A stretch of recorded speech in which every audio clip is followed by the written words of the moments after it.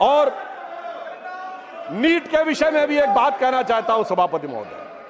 NEET को लेकर हमारी सरकार पूरी तरह संवेदनशील भी है और सतर्क भी है।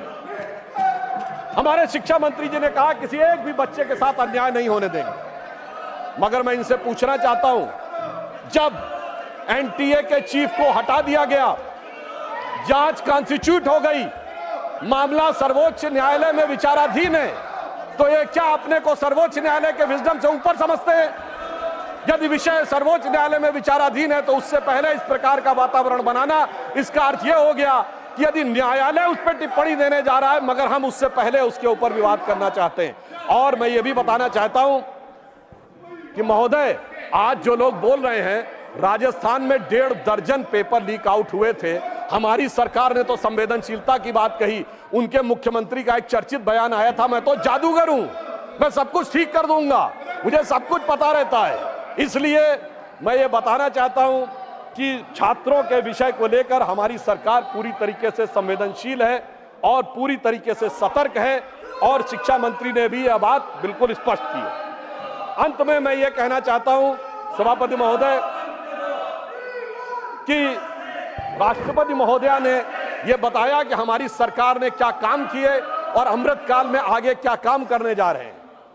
उन्होंने यह शब्द प्रयोग किया था अपने अभिभाषण के अंतिम चरण में कि 25 वर्ष का यह अमृतकाल है, यह भारत का वो आधार बनाएगा जो आने वाले 1000 वर्ष तक भारत के भविष्य का निर्धारण करेगा। इसका अर्थ क्या हुआ कि हमारा 10 साल का परफॉर्मेंस है, 25 साल का प्रोग्राम है और 1000 साल की दृष्टि है, और हम 10,000 साल पुराने भारत से भी प्रेरणा लेते हैं। यानी हमारी सोच चुनाव मूलक नहीं है, सभ्यता मूलक है। Our vision is not electoral, it is civilisational.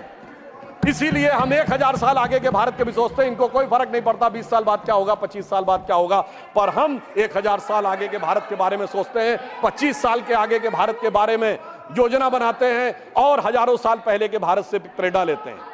और इसलिए मैं ये कहना चाहूंगा कि हमारे विरोधी चाहे जो भी कर ले, मगर सभापति महोदय, जो हमारी राष्ट्रपति महोदया ने कहा था कि सब लोग आए, मैं इनसे अनुरोध करूंगा, आइए, साथ में मिलिए, साथ में विचार करिए और उसके बाद एक साथ देश के विकास के लिए आगे बढ़िए। अभी जो आपको प्राप्त हुआ है इसको मंजिल समझिए नहीं, अभी हम सबको मिलकर देश के लिए बहुत आगे चलना है।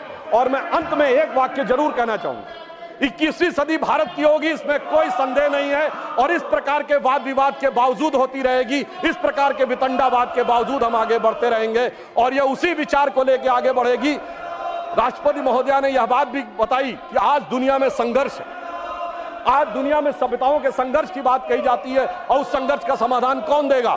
सिर्फ भारत से, जहां पर कि सभ्यताओं के समन्वय का आधार बनता है, और उस सभ्यताओं के समन्वय का आधार भारतीय संस्कृति और हमारे हिंदू धर्म की वह अवधारणा ही बनेगी जिससे लड़ने का संकल्प आप लेते हैं। इसलिए 21वीं सदी का भारत आगे बढ़कर उठने जा रहा है। We are all set to rise, not to dominate the world but to motivate the world. हम विश्व को दबाने के लिए नहीं, विश्व के बंधु बनने के लिए आगे बढ़ रहे हैं और उस विचार से आगे बढ़ रहे हैं जो हजारों वर्षों की हमारी प्रेरणा है।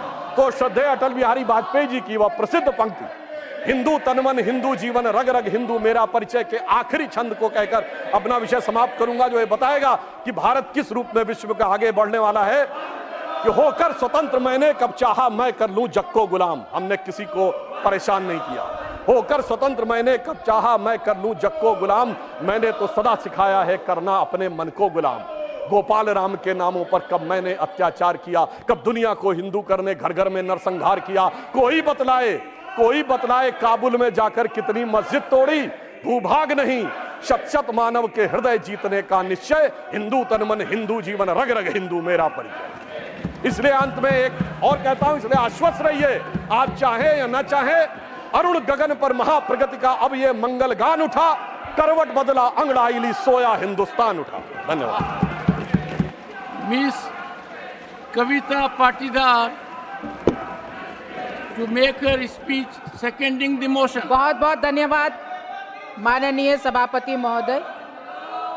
माननीय राष्ट्रपति जी के द्वारा दिए गए प्रेरणादायी अभिभाषण के लिए मैं उनका आभार व्यक्त करती हूं और साथ ही धन्यवाद प्रस्ताव का मैं समर्थन करती हूं। माननीय प्रधानमंत्री आदरणीय मोदी जी की दूरदर्शी और नैतिक नेतृत्व वाली सरकार के पिछले 10 साल की उल्लेखनीय यात्रा को बताते हुए माननीय राष्ट्रपति जी ने नवनिर्वाचित सदस्यों को राष्ट्र प्रथम की भावना के साथ अपने दायित्व के निर्वहन की शुभकामनाएं भी दी और साथ ही चुनाव आयोग का भी आभार माना।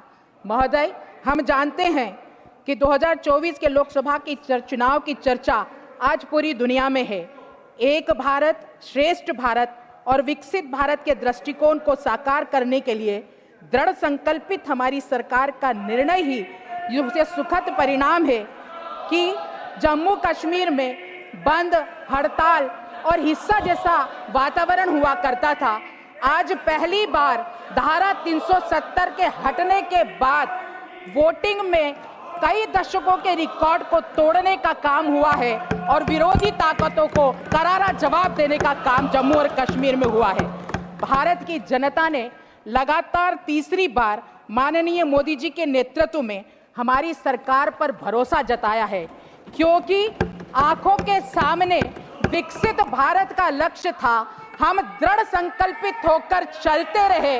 विरोधी हवाओं ने तो बहुत कोशिश की, मगर राष्ट्र हित के दिए आंधियों में भी जलते रहे।